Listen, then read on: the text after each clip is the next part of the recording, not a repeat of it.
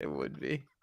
Welcome in, everybody, to another episode of 410 Sports Talk. I'm James Haskell, along with my co-host and compadre Glenn Martin. This is a Wednesday night edition. Normally, we do this on Tuesday, Thursdays, but as you can tell, it's Wednesday, and the reason is because we had a presence, of course, out at training camp today. The combined practice with the Commanders and the Baltimore Ravens, and we're here to talk about it. They've been doing these joint practices for the past 2 days, yesterday and today, and they will also do so tomorrow, correct? No, I think today was the last day. I think it's just 2 days. Am I right? Oh, for some reason I thought it was 3, but you might be Pretty right. sure it's 2, but Okay. I could be wrong.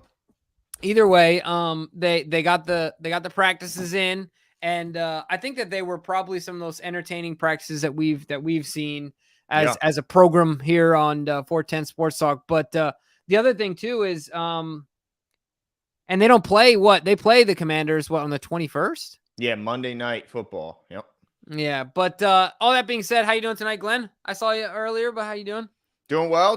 Like you said, beautiful day out at One Winning Drive, and it was entertaining. We got pretty good seats for really all of the Ravens offense versus the Commanders defense. The vice versa was on the opposite side, so we didn't get a ton of looks at the Ravens defense versus the offense, but we heard a bunch of reports from those who did, and it was entertaining day. We did see a couple skirmishes, a couple scuffles, but nothing too crazy. No helmets being swung about. So it was a good day, and got some extra autographs on the old football. So it was a good day.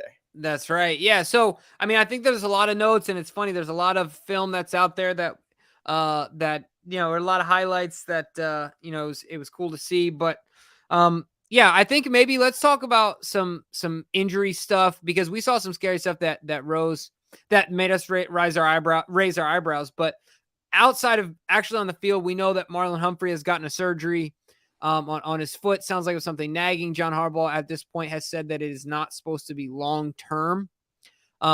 So we do know Marlon is out, and don't you guys worry, we will circle back to the cornerback room. We'll get there. Let's just get there. It sounds like people are already asking about it, and Ravens Nation's already asking about it. All right, Glenn, let me give my take here. How concerned are you with the cornerback room with Marlon out? I'm concerned. First of all, I'm not going to say I'm not concerned, but I do think it's unfair, and we're getting we're getting a little too paranoid, and I get it, like rightly so. And people are unfairly kind of lashing out at the front office. I just want to say this: it's impossible to build a team without holes. It's impossible. Every year, every player, every position asks for more and more money, a bigger slice of the pie. It is extremely hard to do. If you guys name a team that's perfectly built, you don't follow that team as closely as you follow the Ravens. From the outside in, they might look great. You dig a little deeper, they got problems, just like everyone else, right? So, number one, let's keep that in perspective. People is like, now everyone's saying, oh, we have no one, and the Ravens didn't prepare, and this, that, and the other. And I understand that there might have been more they could have done, but I just want to back this up for a sec, Glenn. And I want to ask you a series of questions that I asked myself to kind of walk through this cornerback situation, right? Okay. Week 1 is September 10th. Yeah. Yep. That's a month. Give or take. We'll call it a month. Okay. The 15th, 16th today. Yeah. And week 1 is against a rookie quarterback on a trash football team that's in the midst of the beginning of a rebuild. Every team is a professional team, but let's be honest, the Ravens and the Texans are in two different places as organizations right now. But week 1, my question to you is this: outside of the fact that we just got hit with Marlon getting surgery, then you look at this whole unit and you start to really gasp for air. But my question is, if Marlon trots out there week 1, if he's healthy, if he's back, are you okay? Like, everyone's panicking, but right now the only thing that's really, I know there's been some other things, but the only crazy thing that's actually happened is Marlon's got hurt, but we haven't heard news that he's not going to be back. Well, yeah. I mean, the expectation, at least what I heard, is that he could miss the first couple weeks, up to the first 3 weeks. Okay. But we don't know. Like you said, we really don't know. It could be, it could be a little bit less than that. Now, the concern is Pepe he's got that surgery, so he's not doing good. Jalen Armour-Davis not on the field. Right. That's obviously a concern. Trayvon Mullen was put on IR. Yeah. Brandon Stevens and Kevon Seymour today were the only two corners that I knew who they were on the field. That's not good. You know, No. Rocky Sin's still out with the knee. We don't really know what the status is there when he's coming back. And he was the only other guy with significant play experience. So yeah, I am very much so concerned. I think you'd have to be. Now, to your point, do I think they could, you know, if we see Rocky Sin back, if we see Jalen Armour Davis get back, if we continue to see health from Brandon Stevens, Kevon Seymour, do I think they could get through a game against the Texans? Sure, they could, because they're not very talented and they have a rookie quarterback who is going to see some things week one that he's just never seen before. He's probably going to see a lot of it. And the Ravens are still very talented elsewhere, and they're going to put up points too. But that next week, that's the problem is the first few weeks of the season, they're going to play a lot of division games. And I just don't want them to get themselves into a hole division-wise that they then have to climb out of later in the season. Yeah, no, and I agree with that. Like, I thought about all those things. One of the things that frustrates me is the blame game, right? Like, you can't blame the entire front office for a rash of injuries. What was this, 4 guys at this point? Bad like, luck. Yeah, you know what I mean? It's the luck of the draw. And the other thing too is that we still have some runway, right? Even if Marlon isn't there, just like you said, if Brock comes back, if all these guys come back, we can put up a fight enough to where I believe that between the offense being high powered with what I've seen so far, I think the offense is extremely promising, has extremely high expectations for themselves, and is looking really good. So if you have an offense going to put up points, the opposing team's going to have to contend with that, right? If you have other units like the middle linebackers, the safeties that are playing really well, you're going to have to contend with that. And let's not forget that football is won and lost in a lot of occasions in the trenches.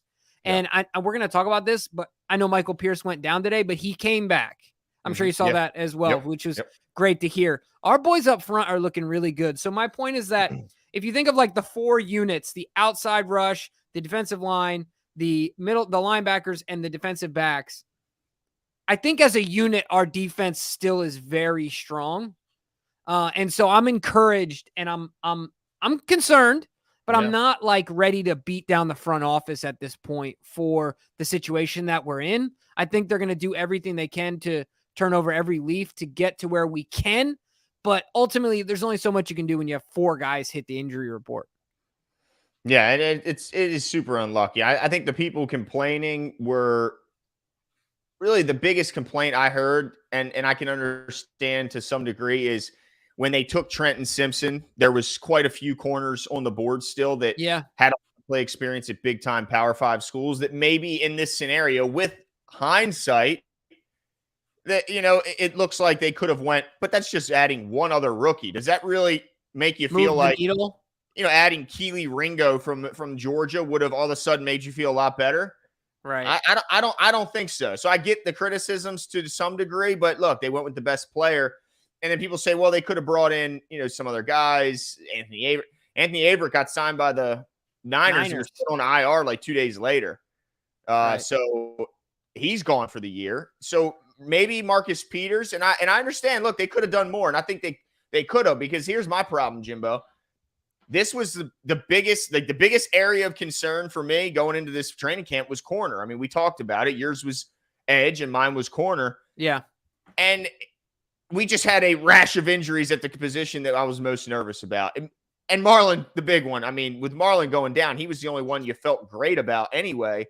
So, yeah, I mean, I'm concerned because here's the problem. They said it's a foot injury, and they said they're getting out ahead of it. They didn't want this thing to nag on. And all of a sudden, he misses the playoffs if the Ravens are fortunate enough to get there. So they're getting ahead of it, but still, you just never know with these foot issues, man, if this could linger on even with the surgery.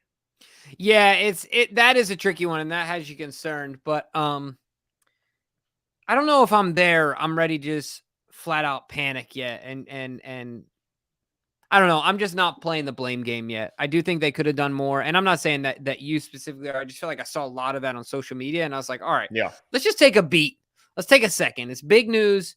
Let's see what Marlon's recovery is like. Let's see what these other guys can do, and let's look at this defense as a unit and see how we can compensate for some of these, mitigate some of these weaknesses that we have. So this I'll also say, it was funny because I saw Cordell Woodland's tweet about the fact that the Ravens live stream was not showing our defense against their offense, Right. and that we spared them because their offensive line couldn't block a thing, right? Which is, that's extremely encouraging because Dan Orlovsky was out on ESPN pontificating, waxing poetically, as like they like to say, right? On his soapbox out there. I've been on a soapbox or two.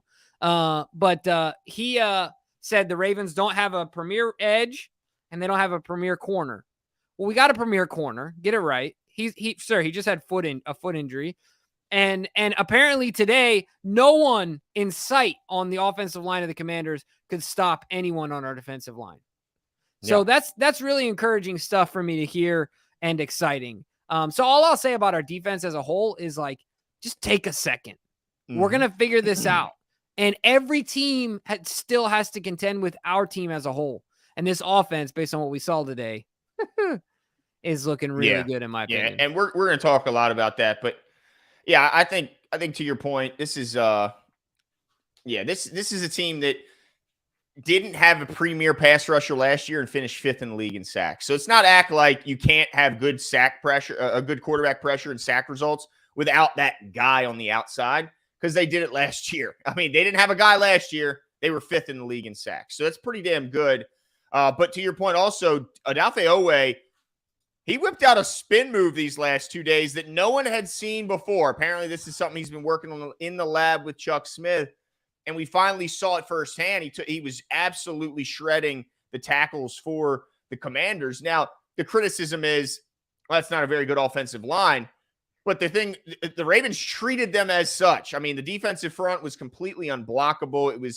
It was bad. I mean, I talked to some Commanders, some younger Commander fans behind me, and they were like, Sam Howell couldn't hit nothing over there. I mean, it was bad news bears, and the pass rush was a big part of that. Now, I have some concerns, some growing concerns about David Ojabo. I'm starting to get nervous about him. I was nervous about him after the first preseason game.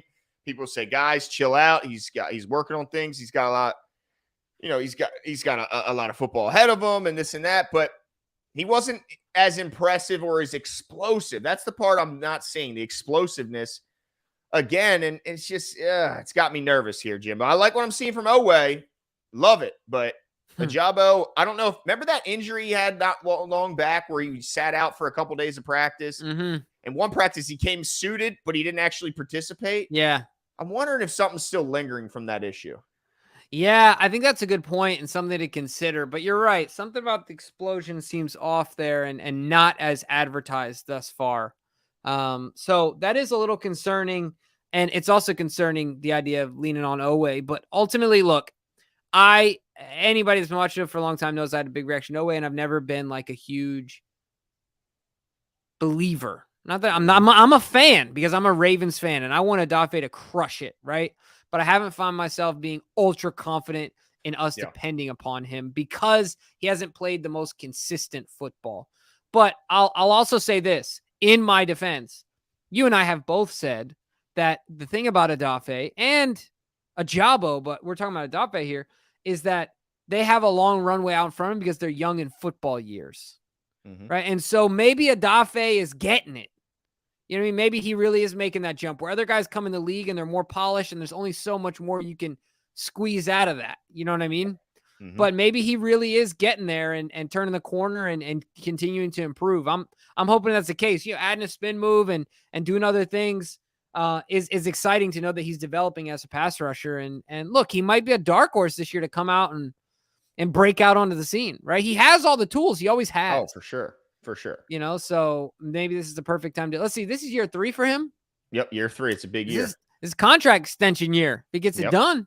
Yeah, he's eligible. Absolutely. But also I wanted to bring up a guy at edge that I think is really been putting on a show lately and still not getting the hype that I think he deserved. Baltimore guy showed out in the preseason, was dominant again in the one-on-ones against the Commanders. And to me, he showed the most natural looking pass rush from the edge. It's Malik Ham, number 50. Yeah. 6'3", 250. He's not the biggest guy. Certainly not an edge that you'd think would be in there during the run plays, but I can't keep ignoring what he's doing as a pass rusher. This guy has been explosive. He's been quick twitch. He's put moves together. He's put moves in and turned them into counters. I mean, I've been very impressed with Malik Ham. If you want to talk about a dark horse to make, not just make the roster, but make an impact on third downs, don't sleep on a Lafayette rookie, Malik Ham. Yeah, man, he shows quickness and, like you said, polish to his game, but the speed, like just the reaction time, is impressive. He's got speed. He's got strong hands. Yeah, and I mean, he showed up in that preseason game, got a little too excited on that one. He had wide open, and I get it. I mean, you're a small school kid, and you come out there, and the lights are on, and you want to do everything right. But I'm guessing, just like you, that game 2 he'll feel a little more comfortable, and we might see another step forward from this kid. We might see a Michael Pierce 2.0 in that, like, Mike jumped on the scene. Yeah, small schools kid out of Samford as well. So yeah, that'll be interesting to see. I think that's a good one. And it scares you, right? To rely on a young guy like that. But it does. But there's been some undrafted gems, on the outside across the league. You don't see a ton of them, but hopefully Malik Ham's the next one. It is kind of crazy when you think about certain positions and you go, man, you're competing against first round picks, and yet here's an undrafted rookie, kind of taking some of their shine. But yeah, shout out to Malik. Well, Malik Ham for sure. Yeah, and let me say that as well. We were able to see, just like Glenn said, the offense, as here at 410 Sports, we were able to see the offense go against the defense. And man, Glenn, your guy, Emmanuel Forbes, had a rough day, and he is skinny, slender, whatever you want to call him. Yeah. Dude, what is happening there? Does he have like a parasite? Like, does his food get consumed by something else? Dude, I remember when he came out, he was listed at sub 160. It was like 159 was what he was listed at like over 6 foot. Dude, when your knees stick out further than your thighs, your thigh pads, it's a problem. Now he's a hell of an athlete. He's lanky. He's got length. He's got ball skills. He showed that with his 12 picks in college or something like that. Yeah. But yeah, I mean, let's just now look. It's a tough your cover. boy Demas though. But your boy Demas today, I don't know if you saw that one. Yeah, Demas also undrafted kid made a first rounder look pretty foolish. I think 2 times. He did, and then Demas is big. And then Zay, what Zay did to him, put him out the screen. Yeah, put him out to pasture is what he did. Put him off the screen. I saw some people saying Forbes had a good day. I was there, and it's deceiving because they did live stream portions of it, and there was a portion where it shows him breaking up a pass on OBJ down the right sideline. We were literally sitting directly in front of that. OBJ had Forbes beat by 4 or 5 steps. Yeah, Lamar underthrew the heck out of that football. Exactly. Gave him an opportunity to get into the play. He was beat like a drum. A 4-3 rookie corner beat like a drum by OBJ, who's coming off a lot of negative Ravens fans with his robo knees out there. Beat a 4-3 rookie. So, yeah, I didn't see now I did see him win a fade route over against Mark Andrews, and he was tight coverage, but Mark Andrews had the ball go right through his hands as he elevated that was like a fade route. Well, it was a corner of the end zone. Slammed the helmet. Yeah, he's pissed. Yeah, Mark should have caught that football. Yeah, like it was good coverage, but he didn't touch the ball. Yeah, Forbes had the gall to do the strap. And I was like, dude, you did nothing. That was Mark's mistake. Yeah, and that's why he slammed his helmet and almost took out a assistant coach in the process. Can I just say this real quick? Yeah. If players, John Harbaugh once threw his when he was coaching with his dad, he threw his headset, and his dad made him go get the headset, and he said it was the most embarrassing moments of his career, right? Because I think if players do that crap, if I were the coach, equipment manager, don't you dare touch that, because a grown 5-year-old just threw a tantrum, had a temper tantrum. Now go pick it up, fix your own helmet. Like, I love Mark, and I love everything about, Mark's game and everything. Pick up your helmet. Yeah. Don't have the poor little, equipment manager running around trying to get the screw in and everything. Stop. Like, just take a breath, pick it up. Yeah, I hear you. I mean, I like his competitive fire. Right now? No, but I like his competitive fire. But at the same point, there's an awful lot of kids around, right? You want to kind of set a good example for the kids who just look up. If Camden decided to throw the controller and walk away, that'd be problems. That'd be problems.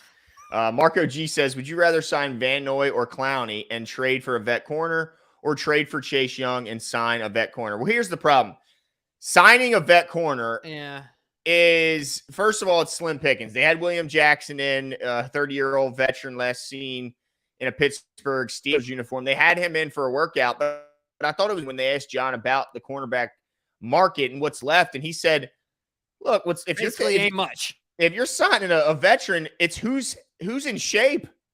I mean, it gets down to be that bad. Like, who's in shape? Who can come and run with us and help us now?"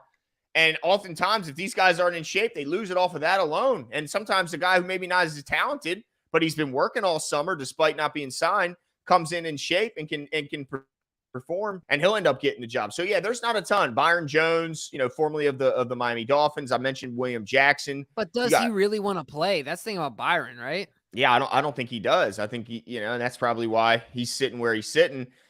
Point is, there's not a lot of good talent. So the guy that's going to get signed with us is, like John said, the healthiest, the most in shape. Maybe the guy that's got some experience, but man, there's not a ton. It's kind of slim pickings out there, which makes this whole situation more nourishing. Trade who at this point, when everyone feels like they're in it or at least have a chance, is willing to trade a talented veteran corner. Yeah, there's not many out there. Right. So that's the conundrum the Ravens finds themselves in with this rash of injuries, that there's just not a lot of options. And man, it could get kind of desperate here in Baltimore. Well, let me tell you something, Glenn. My boy, 2-1, Brandon Stevens, is going to show up like 300. What is This is Sparta, and just kick somebody in the chest. Oh, but what was the Manziel take from them? He tweeted this before the Alabama game. Give them nothing and take from them everything. That's how Brandon Stevens is showing up every game this year. Yeah. Yeah, man. I think I'm look, obviously it's kind of nerve-wracking that we're going to be depending on Brandon Williams potentially as our cornerback one. Brandon Stevens, yeah. Or Brandon Stevens. Brandon Williams being one. Brandon Williams getting cooked. He would just grab everyone at the line. His body, his press. No one's beating my press. Could you imagine? Oh, that would be terrible. Yeah, honestly, who would though, right? Like, right. But yeah, so guys are gonna have to step up. It is what it is. Like, that's where I'm at with this. It is what it is. Yeah. We're gonna complain about it. Obviously the Ravens are gonna turn over every leaf, but trust in the organization. They're doing everything they can and hope that Martin gets back. And you got to believe in these guys that they're going to fight. Look, I know we haven't drafted top end guys, but we've drafted guys. Caillou Blue is he's a rookie. Talk about Pepe is a second-year guy. Talk about Armour Davis, second-year guy. We got guys that we're expecting to get run out of. They've got to step up to the plate. Yep. I don't know. Don C's suggestion is to Miles Boykin sucked at wide out, but can he cover? Run it back. That's where failed wide receivers go. They go to corner. Hey, man. Yeah. Well, I don't think Miles has the lateral ability to play corner. He'd have to be an outside guy. That's for sure. He's not going to cover the slot. No, he's going to push everyone to the sideline. No slants on him. I guarantee you this. He still ain't catching any interceptions. I guarantee you that. Unless it's the hardest pass in history, and all of a sudden he's just going to Odell. Yeah, exactly. But man, So back to, I think, what impressed us being the offense. The only question I have for you is there's a lot of timing issues today. I felt like with the offense, a lot of underthrows. So it felt like there were some guys bad day for Lamar, honestly. Yeah, it felt like there were some guys that outran the route and obviously situations where Lamar underthrew the pass. Does that concern you at all? Or overthrew it? There's other ones where it was the opposite. Yeah, he overthrew Mark once, overthrow Zay once. Yeah, he didn't have his best, especially in the deep passing game. He did not have his best day. I think there was frustration. And yeah, that worries me because I think that's what's been missing in this offense. And now they have the horses on the outside, because before it was like, well, do they have guys that can create downfield passing attack? I don't know if they do. Well, now they do. And Lamar, luckily, plenty of time. It's not like there's no worry because he was sharp yesterday, but he was off today. There's just no doubt about it. He was frustrated. You could see both him and the receivers talking about it afterwards. It's got to get better because you can't live off of short and intermediate if you expect to, live in that world of space that he talks about, is spacing. Well, you got to have an efficient deep passing game to at least scare the defense enough so they can't come up and crowd the line of scrimmage too much. And it also makes it easier on Lamar if he does decide to take off and scramble, if those safeties are back worried about the deep ball. So they got to get better. There's no doubt about it. But the encouraging thing is the wide receivers had they had their guy beat. They were there. And I'm confident Lamar will, given all this time, will iron those things out. Yeah, I agree with you. I mean, I think ultimately the thing about Lamar that's been the case is he's always been a gamer, right? Like Lamar plays well. Lamar has elite instincts, football instincts. Yep.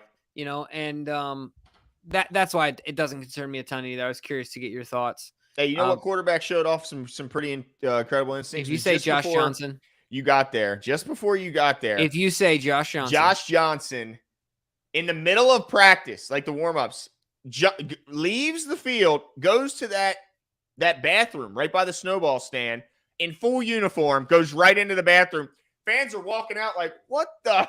Other fans are going in like, he's in here in full uniform. I don't know what emergency hit Josh Johnson, but he literally ran off the third field and went right into the. You think he had a little fart and he caught it between his butt cheeks and was like, I better get over here before I got to unclench here. Dude, there had to have been something emergency-wise to make him go to that bathroom amongst the fans. Like, he's in there with his helmet, like his full shoulder pads. Just sitting over the pot, just sweating, man. Like, into the chin strap. Like, what is happening? They get out and there's just like a ring of sweat, just all sweat. Just a puddle.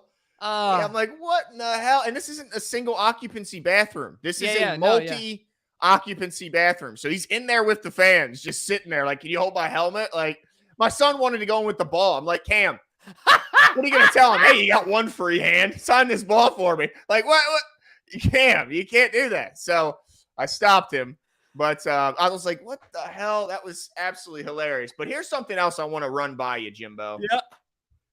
Tell me if I'm crazy. And I hope nobody who's in our fantasy league other than you is listening, because I'm thinking I might be able to get me an absolute steal in the later rounds of our draft, because I'm starting to think. Are you not worried about me because I'm not a threat? No, I'm not. No. I don't really want you to know, honestly. But you're on the show, so I can't hide it from you. Judging by the results of the first preseason game and everything I've seen in all four of the all four of the open practices we've been lucky enough to go Rich to. is on. Rich is on, dude. What? Oh, damn it. See, I already talked to Rich about this, but. Oh, well then. Dude, I know that the JK is on his way back. He's working, individually and eventually hoping to work up to teams. But am I crazy? And I know we're Gus guys. Yeah. Justice Hill got the start in that preseason. Gus Edwards got the second quarter reps. You're crazy. In training camp today, Justice Hill was running with the first team. Justice Hill was. I saw him catch a deep wheel route down the sideline. Yep. Yeah, beautiful. All I'm saying is first team reps right now in every camp and preseason I've seen right now going to Justice Hill. Mm-hmm. Yeah, you can take that pick. You can take that pick all day. All I'm saying is I could get him in round 15. He might not even go drafted. I mean, that's what I'm saying. Yeah. But dude, if J.K. Dobbins is not, who's to say whether J.K. is really going to be the guy everyone's hoping? Yeah, and how long will he be in John's doghouse for all this mess? If he doesn't go, Justice Hill is going to be a big time contributor in this offense. Huge contributor. Yeah, I guess that's true. Like but ultimately J.K. is going to be there. I don't know. All I'm saying is pass catching, Justice looks like the best. Yeah. Pass blocking, he looks like the best. So who's going to get all the catches in your pass PPR blocking? league? Gus is the best back we have. I'm telling you, he's looking good. I haven't seen him miss Justice. Right. Yeah. Now he's been like pushed, but you expect that when you're trying to block a guy as big as like a Chase Young. But yeah, all I'm saying is let's not just overlook Justice Hill, because this is a totally different offense. This isn't Giro. If this was Giro, I'd say he has no chance. Right. This is. I'm telling you, I think Monkton is going, I like this Justice guy. Yeah. Well, look, the way he runs and the way that he can catch the football, and he's versatile. And dude, Justice has been like this since last year. Whatever got knocked into him or scared into him or, whatever it was, he does run like a man possessed. That's fair to say. Does he get choppy with the feet? A little bit. But ultimately, I think you're right. It's going to be interesting to see. So I agree with you in that I think that he can be an undervalued player in all of fantasy leagues throughout the NFL. But I still would say if they're both on the board in round 15. Who? If Gus and Justice are on the board. Take Justice. Take Gus. In a PPR league? Take Gus, because 12 weeks in, Gus is He's going to get the goal line work. Gus will get goal line work. Yeah. Justice is going to get more receptions. But Gus is just steady Eddie. That's the thing. It's kind of like this. It's like, how the hell does he want get the not boomer first team? bust? Like, you know what I mean? Do you want the boomer bust, or do you want the like, all right, I know what I'm getting here. You know what I mean? Like Gus is going to get you weird, like dude. 8 to 12 points. How is he not the first back right now? Yeah. That's weird to me. Yeah. And it's but still I also carrying on. Right. I also think that those reps were just because Gus wanted some reps. I think Justice needed the reps. I think Gus was just like, let me get some. Do you think you think Justice is anything more than a placeholder for JK, a healthy JK, who, by the way, while working alone, not with the team, he looks fast, Jimbo. He looks good. He does. I hate to say it. I know, because we beat the heck out of Justice Hill, man. No, I'm talking about JK. Oh, yeah, it's crazy. Also, he's working by himself, but he's just a different, man. Yeah, just coming out, like walking around, JK is stupid athletic. It's just insane. You're right. I mean, just doing the individual drills, you're like, oh, now I remember why this guy's so good. Yep. You know? Yeah, so I'm with you there, but I think JK is just going to be back, but look, every offensive coordinator, just like you said, discovers new guys and new skill sets, and sometimes it's about the fit. Yep. Not about Remember Justin Forsett, dude? Remember him? Yeah. I mean, how much money? Gary Kubiak made him $9 million. For sure. You know, because he found the right fit. Gary Kubiak made a lot of guys money, man. Whew. I tell you what, Gary Kubiak should be getting checks in perpetuity from these guys, man. He should, dude. He should. Dude, Clinton Portis. I mean, look, you put anybody in his backfield, and he'll get you 1,000. He'll get you 1,000, dude. He'll get you $1,000, dude. I don't care who they with the smoothest accent. Dude, I could listen to Gary Kubiak talk football all day. He could read me bedtime stories. He should start a podcast. Old Westerns. Hey, this is another one I got to bring up, Jimbo. I'm done. I'm calling the wide receiver room. I'm done. I'm calling it. You just don't want to practice anymore? No, I got my 6. All right, so let's see. Let me try and guess them. Right. So, I mean, I know the easy ones. Zay, OBJ, Aguilar. Oh my gosh, who am I missing? Oh, Bateman. Mm-hmm. Duve. And Duve. Yeah, so it's only 6. Who you got 6? That's 5 right there. Nope. But I like Tariq Black. Practice squatter for sure. He's made plays all camp. All right, so you're 6. Is it Tylen? It's Tylen, dude. Tylen? I'm done. Yeah. What'd you see from Tylen today? He had a nice catch on the sideline, right? Had another deep ball, reeled it in. Yeah. He had the beautiful catch on the preseason game. He's right. Good on special teams. He always wins. Like he's a precision puncher, dude. I like seeing that because he's such a like when you talk to him, he's kind of like softer voice. Like you wouldn't. So I love that he cracked him and he threw first punch. He didn't retaliate. He cracked. He was like, "Nah, you're getting punched today."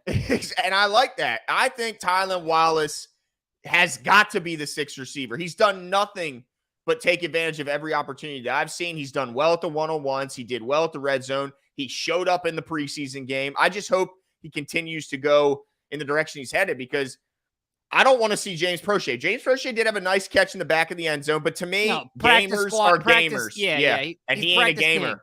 Yeah. He ain't a gamer. So I want to see him, but if it's not him, Tariq Black, I really like. I think Sean Ryan's had a good camp, but to me, it's the battle for the 6. If I had to kind of rank it, it's Tylan Wallace, Tariq Black, and then Sean Ryan would be my kind of third guy, and then Treadwell's after that, dude. What all those guys before Prochet? Oh, dude, yeah, Prochet's behind Treadwell.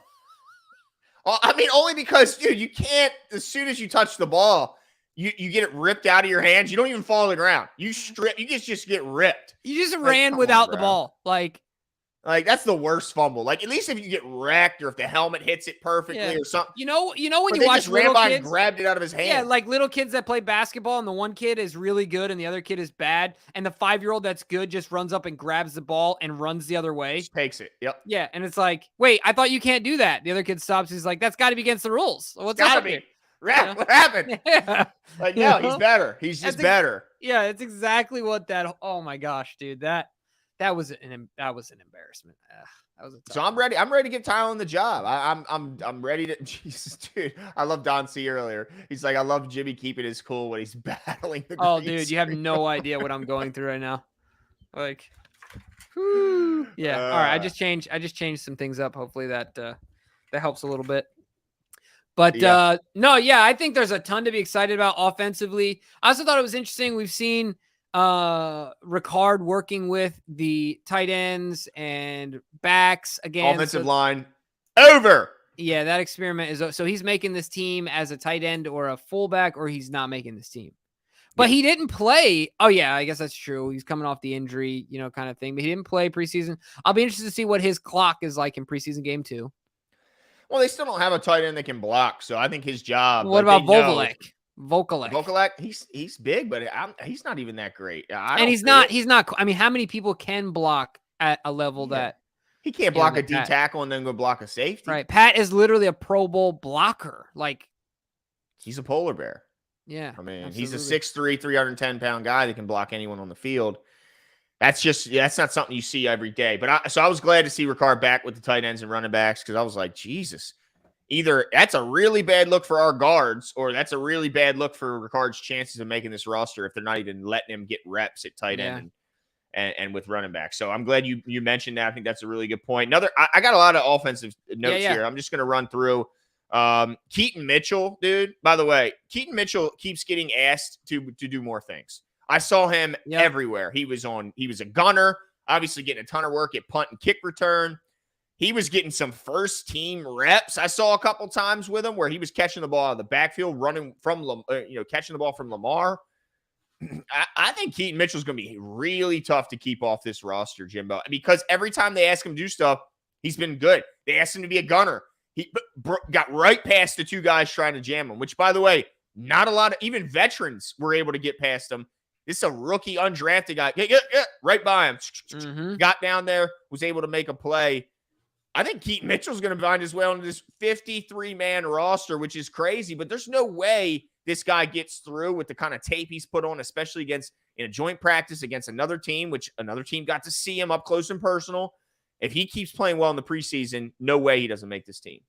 Yeah, and it's nice. It's a great sign that he's being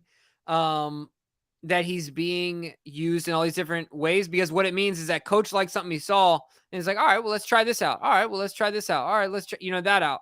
So it's encouraging for him. And I like what I've seen from him as well. I mean, I think you would agree with me.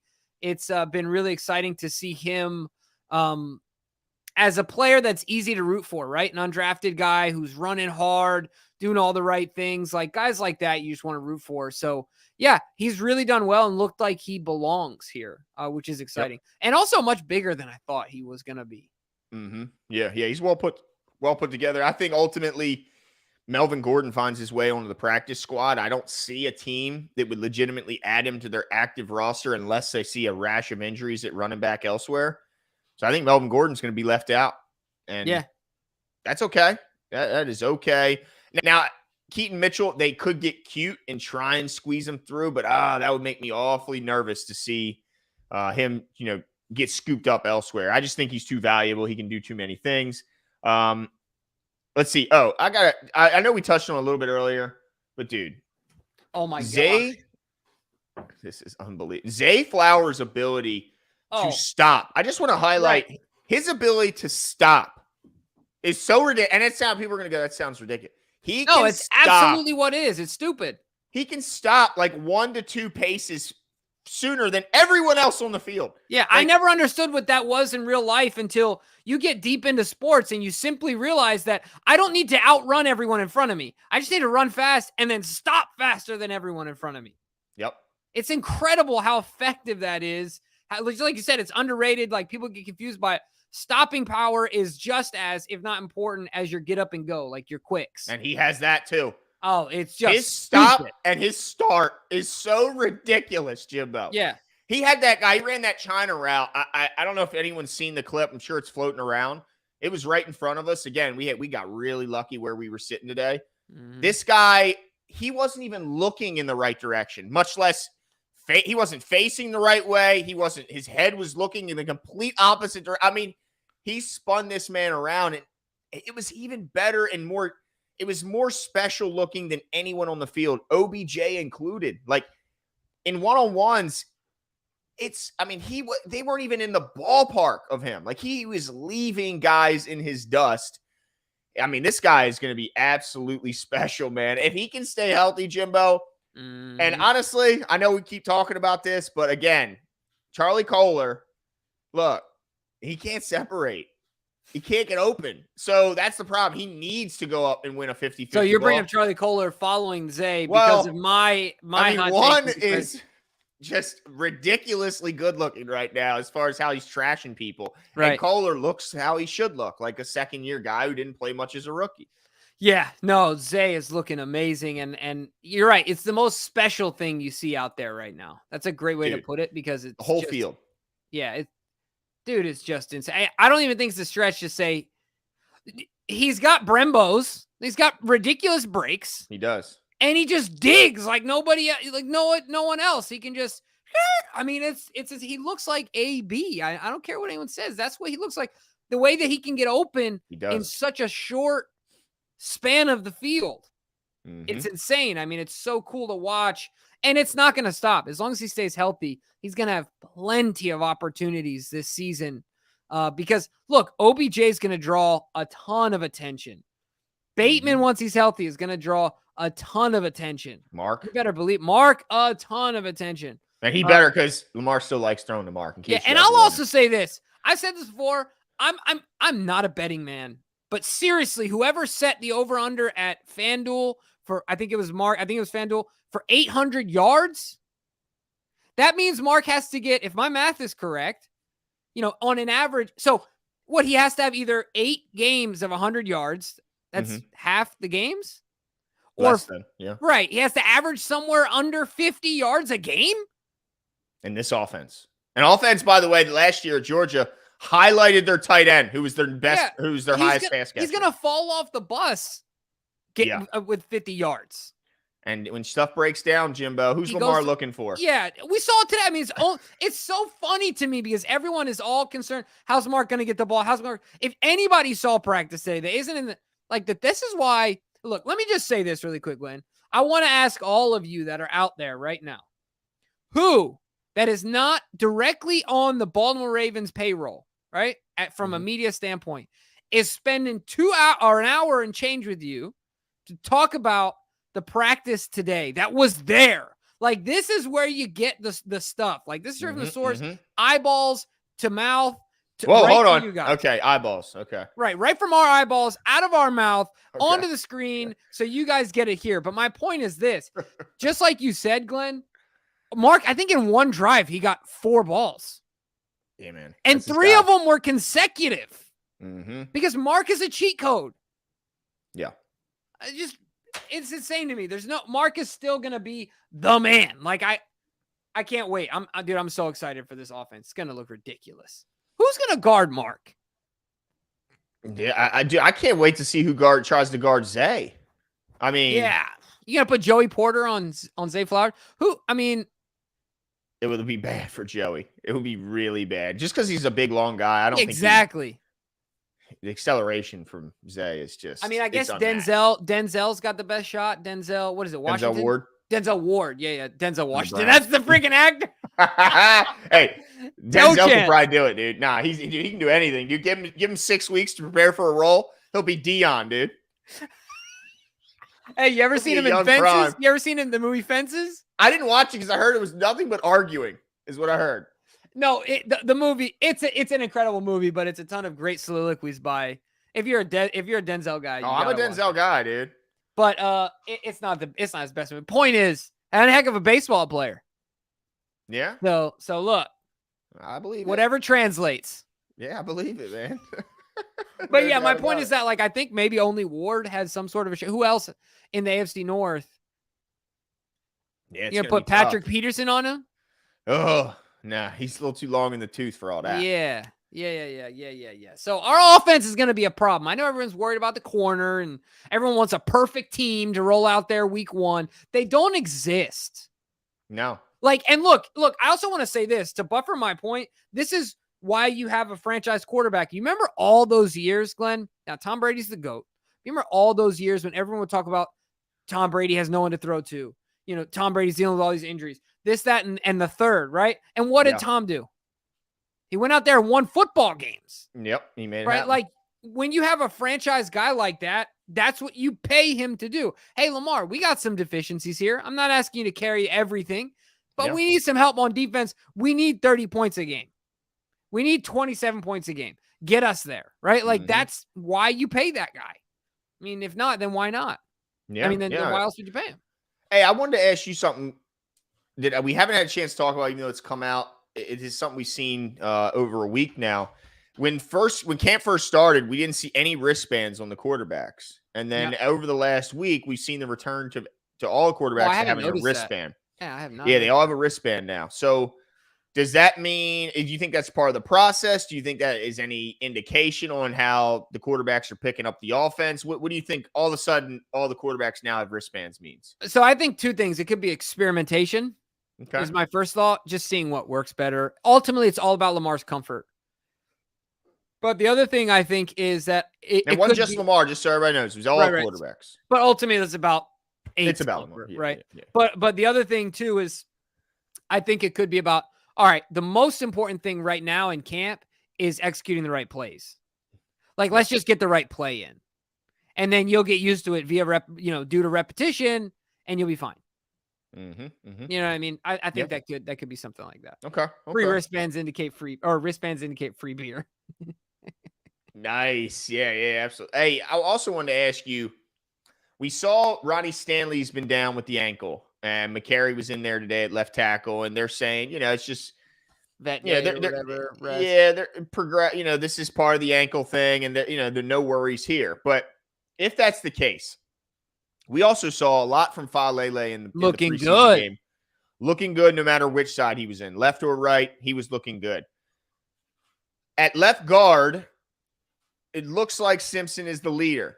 And I saw some good reps from him, but we also remember he's been in this league a few years, and he's got some pretty rough tape out there on other teams. Now, it could be that he's just going to find his role here. But if Ronnie Stanley's back, knowing that Faalele's progressed in his ability to play both tackle positions, why are we not seeing Patrick McCary when Stanley's in there competing for the left guard position? Because I think McCary's better than Simpson and Saleh right now, and I want my best five out there. And we don't need to make sure he's available because Faalele can play both tackles. So it's not like we're as desperate to keep McCary as that extra guy. Like, if McCary's our best guy, then why is he not getting more competition at left guard reps? Yeah, I think that's a great point. I don't have a solid answer for you on that, Glenn. I mean, I think their overwhelming desires to keep him free to play in multiple positions. And then if they need to put him there, then they already know, he can be called upon to fulfill that role. That's my only guess. I see what you're saying. But if Stanley's out, I think what you want to do is you want those two on the left side, right? Just like you said, you want Faalele and then you want McCary next to him. Right. So do you think McCary's, if he was given practice time at left guard, do you think he's a better player than John Simpson and Saleh right now? I think so. Don't you? Absolutely. Yeah. Hell yeah. He's better than John Simpson. Absolutely. Yeah. So I just don't understand it. I mean, I got it from a standpoint of you don't want to weaken two positions. If someone to go down, you want to keep McCary to be available. But with the way that Faalele is playing left tackle, I would have no problem him filling in a spot role like we expect McCary to do so. But Joseph Eckert says, can Lamar play defensive back? He probably could, but I ain't. Yeah. That's the problem. Like, people are saying, like, who's deepest, and they're going to trade for a corner. Really? Who's out there to give up a good corner? Right now when they think their team's in it. Exactly. Every team thinks I got a shot, right? So yeah, you can't, at this point, it doesn't make a ton of sense. But I just want to reiterate that every team has holes. Every team is going to deal with injuries. Every team has holes. This is what makes football painful and interesting, and one of the reasons why there's so much parity. So it's part of the game, guys. We got to figure this thing out. I also just want to mention, because we have failed to do so thus far, our sponsor for the show, BetUS. BetUS is awesome. We've been working with these guys for a month or so, Glenn, something like that, maybe a few weeks. And look, they have season-long bets. They have prop bets. They have in-game bets. They have preseason bets. They have, pre-game bets, all kinds of bets, a really diverse betting pool is what I'll call it. Pretty much anything you could imagine, you can gamble on. You can make some money on it, right? It's like Oh, yeah. it's like if you guys ever seen the Raising Hope episode where they're gambling on kids at the school racing in gym class, and then once that's over, they start racing on the injured kids in school in gym class that have the notes, the doctor's note. Yeah. You can gamble on anything, just like you said. So how long the daggone national anthem is. Right. So go check it out for yourself. And the really, really cool thing, I've said it before, I'll say it every time. It's just an easy way for you if you're gambling anyway, and please do so responsibly. You get to support us here, and you don't have to spend any money except on the money that you're using to gamble, and they will match it up to 125%, up to $2,500. And it's legal in Maryland. Yeah. Put in $100. Don't put in 125. You'll have 225 to gamble with. There you go. Stick with what you know. That's always my advice. Don't go by the national guys because they're going to lead you down the wrong path. Go with what you know, which is typically your team, the AFC North. Stick with what you know, and I think you'll have success. Yep, absolutely. So make sure you are you're using the link in the description. It helps us out, and of course, you get access to that promo. So make sure you do so. But Glenn, any parting thoughts you want to provide here? Yeah, I think it's interesting when you look at the schedule of the preseason. They don't play again till Monday the 21st, but then I believe they turn around and play again 5 days later on the 26th. Yeah, so I'm not a fan of that. Yeah, it kind of leads me to think that this next preseason game is really the one that's going to be the determining factor for a lot of these guys. I think that last one, I hate to say it, I think it's going to be a bunch of guys who will be playing their last games of professional football in the third preseason game. So if you really want to take an interest in some of these battles, like the QB2 battle, hopefully, Huntley can get back healthy, even though he kind of ran away with it in that first one. But, the running back room, the wide receiver battle, what the hell is going on at corner, left guard competition. There's a lot of competitions that I think will be settled in this upcoming week 2, a preseason game against the Commanders. I think that third one is just enjoy your last game as a pro, boys, because I don't think we're going to see anyone of meaning in that third one. Yeah, I can't disagree with you on that, Glenn. I mean, I think it's only going to be for the guys that are putting on tape for, either the XFL, the USFL, or NFL practice squads. Yeah, practice squads, stuff like that. And we wish them the best, but the truth sometimes is harsh. So, make sure to tune into that game. And it's going to be an interesting one because they just practice against these guys. It's going to be just down the road. Bad blood might carry over from the practice and there's going to be some familiarity naturally, so I think it's going to be a lot of fun. So just right down the road, of course, in DC, in Arlington, right, is where it's at. Mm-hmm. Yep. And it's on Monday Night Football, so get your popcorn out, enjoy it. And the cool thing is we'll be back tomorrow night, so you get a double dose back-to-back with us. Make sure you come. Yeah, we have a guest tomorrow night as well. Yeah. Luke Jones, I believe, will be joining us. From Better Baltimore, right? Yep, which is exciting. He's been on with us. I'm about to check right now. Baltimore positive. Be more positive. Be more positive. He's been on with us before. He works for WNST. He does a heck of a good job. He's there every practice, and he is absolutely the nicest human in media. No doubt. Dude, they got a lot of good guys. A lot of nice guys. Luke is just always. Yeah, he's always super nice. I mean, it's just Anyway, so he'll be a good guy to be out there to. I mean, he's seen everything that's happened. It's been available. He's seen it firsthand. So it'll be kind of fun to get his take on all these interesting tidbits, including what the heck the Ravens are going to do at corner until Marlon's able to get back out there. Yep. But that's it for us tonight. It was a good time. Thank you guys for all joining us going on. Appreciate you coming out. Adam, Tanja, thanks for coming out. Lewis, I should say. Don C, Latanya Brooks. Over 200 deep tonight. Yeah, absolutely. The Truth is the Light. Appreciate you coming out. No Surrender. Joseph Eckert. Ravens win. Mitty Rawl. I appreciate all of you. Everyone who watched silently, appreciate you as well. Yeah. And like Jimmy said, we'll be back tomorrow.